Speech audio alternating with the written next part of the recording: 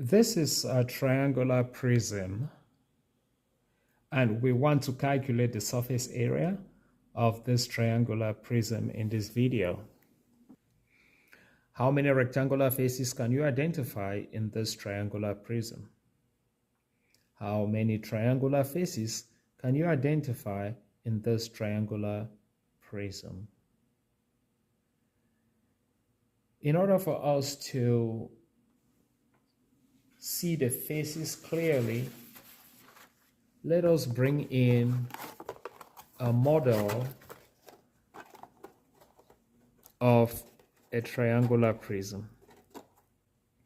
This is what a model of a triangular prism looks like. It has a triangle on both sides, and then it has 1, 2, 3 rectangles. So this is our triangular prism sitting here like this. Okay. This is our triangular prism. To calculate the surface area means let's look at how many faces does our triangular prism have. So we see it has this rectangle right here. It has this rectangle. It has this rectangle. So 3 rectangles. And it has these flaps. These wings are triangles. So it has 2 congruent triangles. Congruent means equal triangles. It has 2 congruent triangles and 3 rectangles. So to find its surface area means find the area of this rectangle, this rectangle, this rectangle, 3 of them. And the rectangles, you have to pay attention, they have different sizes.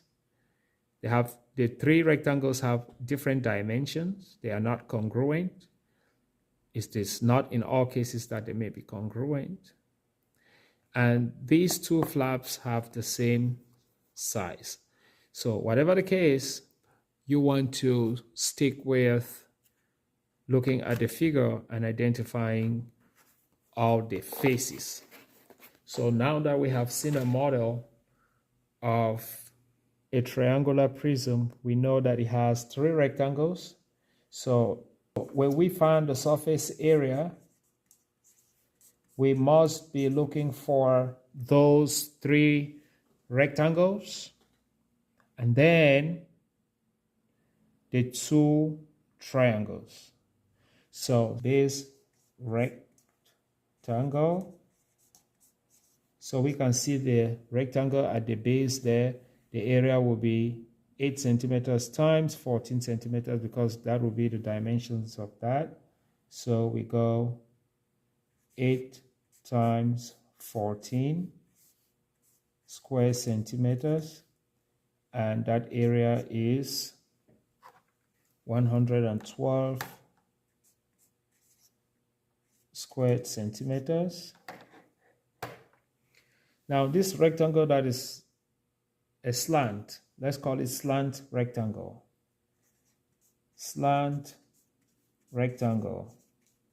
Okay, you can call it anything. You don't have to call it slant rectangle. It is just a way of describing it. You could just go, this is my rectangle 1, my rectangle 2, my rectangle 3, but you want to calculate the area of all 3 rectangles.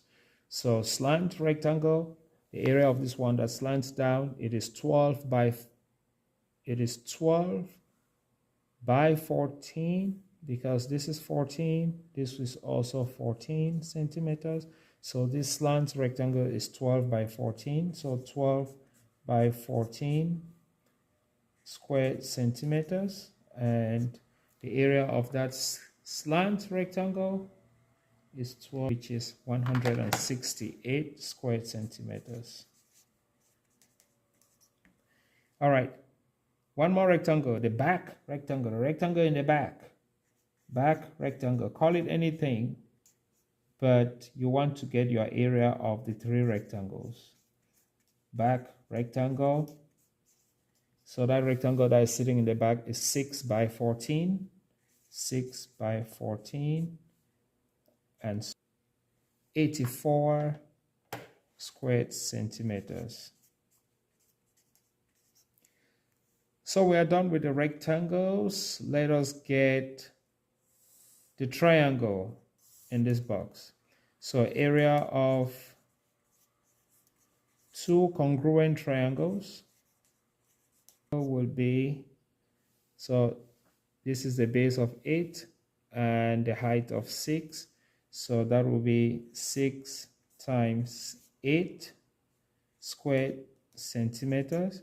So we are supposed to divide this by 2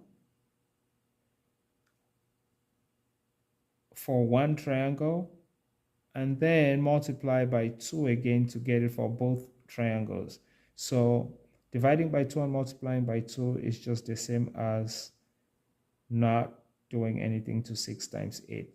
So the area of those two congruent triangles will be 6 times 8, which is 48 square centimeters. If you decided to calculate one of the triangles by dividing this by 2, then you will get 24, and then you add another 24 for the other triangle, and then you still get 48 squared centimeters.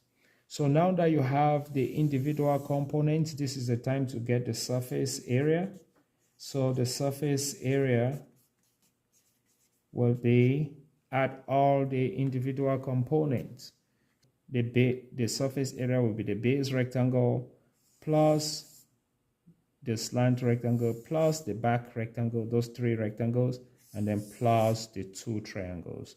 So the surface area will be 112 plus 168 plus 84 plus 48 squared centimeters, and that surface area is 412 squared centimeters.